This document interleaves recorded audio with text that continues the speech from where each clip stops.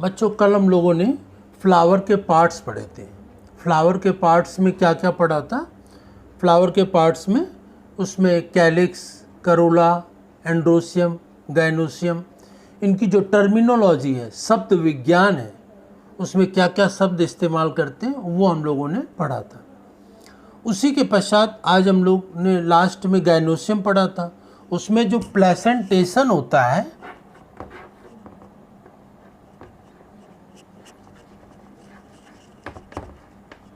Placentation या बीजांड न्यास। Placentation या बीजांड न्यास का मतलब कि अंडाशय के अंदर बीजांडों के लगने के क्रम को बीजांड न्यास कहते हैं। Arrangement of ovules in ovary is known as placentation. तो प्लेसेंटेशन में मैंने बताया था नंबर 1 जो है मार्जिनल प्लेसेंटेशन। मार्जिनल प्लेसेंटेशन मैंने बताया था, इसको हिंदी में कहते हैं सीमांत बीजांड न्यास। मटर के पौधे में बीज जो लगे होते हैं वो एकदम किनारे पे लगे होते हैं। सीमांत का मतलब जहाँ सीमा का अंत होता है, सीमा का मतलब एकदम किनारे लगे होते हैं, जैसे फली खोलते एकदम किनारे लगे होते हैं। तो ये मटर में सीमांत या मार्जिनल प्लेसेंटेशन होता है। दूसरा होता है एक्साइल। एक्साइल या अच्छी बीजांडन्यास। अच्छी बीजांडन्यास कैसा होता है? जैसे ये ओवरी है, बीच में अक्ष है और ये अक्ष से ये दीवारें ऐसे जुड़ी हुई है, तो ओव्यूल यहाँ सेंटर से इस तरह से लगे होते हैं। ये ओव्यूल अक्ष से लगे हुए हैं और अक्ष किनारे से जुड़े हुए हैं, तो ये एक्साइल या अच्छी बीजांडन्यास होता है। तीसरे प्रकार का होता है पैराइटल। पैराइटल प्लेसेंटेशन, इसको कहते हैं भित्तीय बीजांडन्यास। अब भित्तीय बीजांडन्यास क्या होता है? भित्तीय बीजांड का मतलब कि जो भित्त है, इसकी दीवार है, उससे बीजांड लगे होते हैं, दीवार से बीजांड लगे होते हैं, तो इसे भित्तीय बीजांडन्यास या पैराइटल प्लेसेंटेशन कहते हैं। इसके पश्चात चौथा होता है फ्री सेंट्रल। फ्री सेंट्रल कैसा होता है? जैसे कि बीचों बीच में फ्री सेंट्रल है, ये यहाँ पर बीच में ऐसे लगे होते हैं, कहीं आधार से किनारे से जुड़ा नहीं होता, इसको फ्री सेंट्रल कहते हैं। और पांचवा क्या होता है? Basal placentation. बेसल प्लेसेंटेशन में ये आधार से जुड़ा होता है, तो इसको कहते हैं बेसल प्लेसेंटेशन। तो ये बीजांड न्यास के ये प्रकार हुए और इनके बारे में कल हम लोगों ने डिस्कस किया था और उसी को आगे आज हम लोगों ने समझा दिया है प्लेसेंटेशन के बारे में।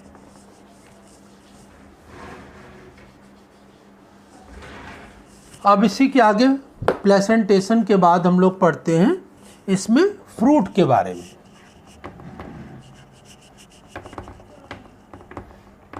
फ्रूट या फल क्या होता है? फ्रूट या फल किसे कहते हैं? तो जो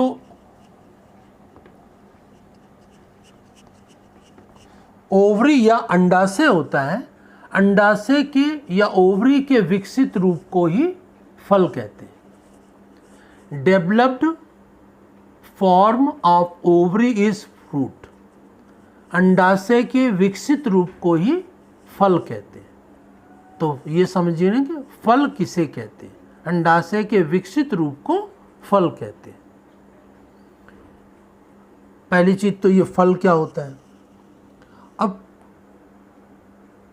फलों के अंदर बीज भी होते हैं, जैसे सेब है, आम है, संतरा है, मौसम्मी है, सभी फलों के अंदर बीज होते हैं, सीड्स होते हैं। तो जो फल होते हैं, कुछ फल ऐसे होते हैं जिन्हें कि पार्थेनो कार्पिक फूड कहते हैं। पार्थेनो कार्पिक फ्रूट। पार्थेनो कार्पिक मतलब कि अनिषेक फलन इसको कहते हैं।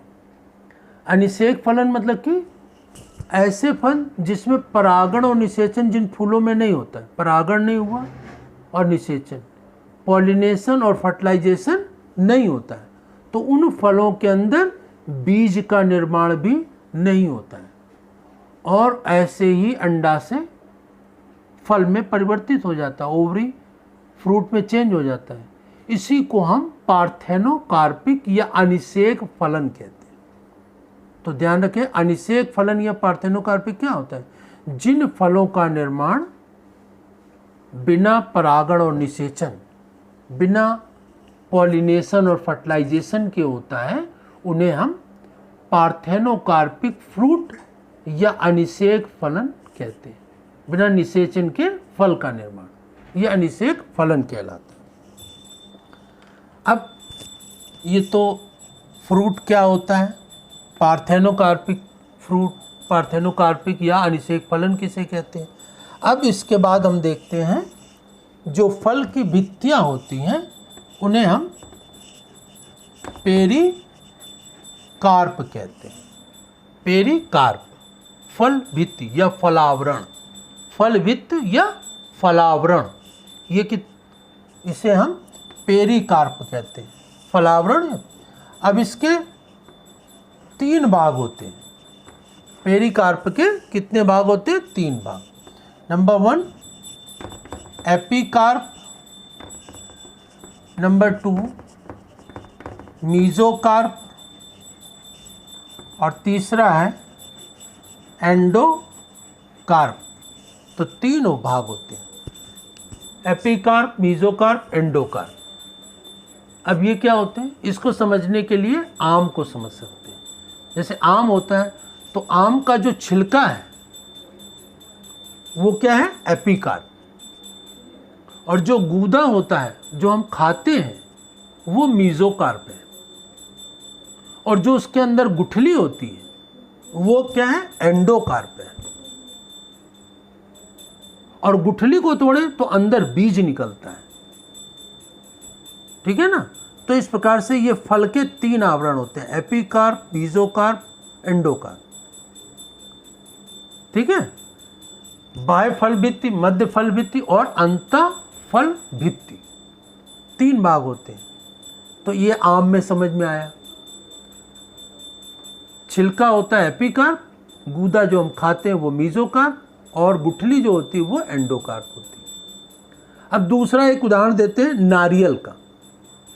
नारियल में क्या होता है? जैसे कच्चा नारियल देखा है तो उसका ऊपरी परत बिल्कुल हरी होती है और चिकनी होती है। तो ऊपरी परत चिकनी और हरी होती है, वो क्या है? एपिकार्प है।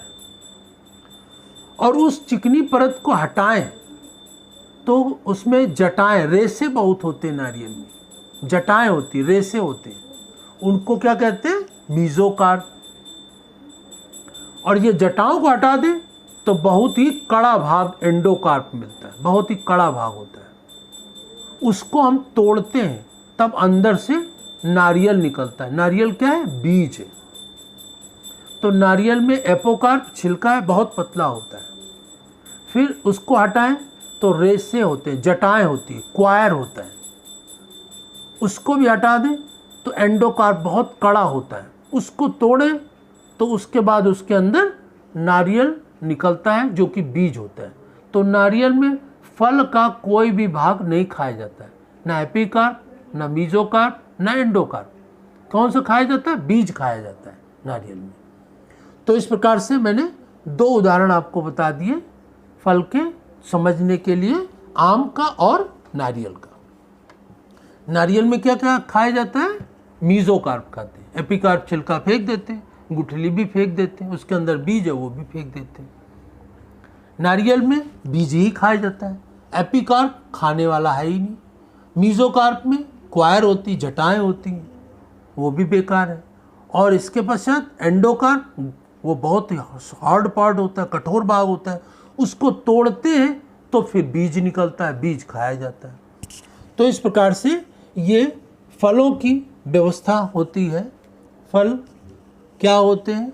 पार्थेनोकार्पिक या अनिषेक फलन क्या होते हैं? फल के कितने स्तर होते हैं? और ये मैंने बता दिया आपको ये फल के बारे में। फलों के बाद अब आगे पढ़ते हैं हम लोग सीड के बारे में।